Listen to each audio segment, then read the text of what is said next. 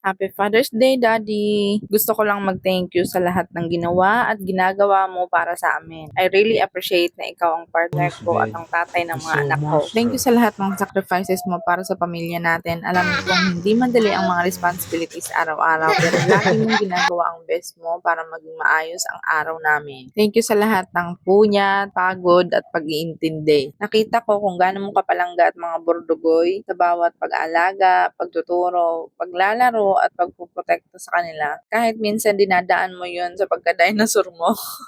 Pero sobrang blessed nila na ikaw ang daddy nila. Maraming challenges sa buhay at marami pa tayong pagdadaanan pero makakaya natin yan lahat. Hindi perfecto ang buhay natin. Marami tayong kulang pero sapat na para magkasangga tayo to comply and achieve whatever we want. We love you so much, Day. Thank you for everything that you do, both the things that we see and the things we don't. Please know that you are appreciated and we are grateful for you every single day. Yun lang. Happy Father's Day!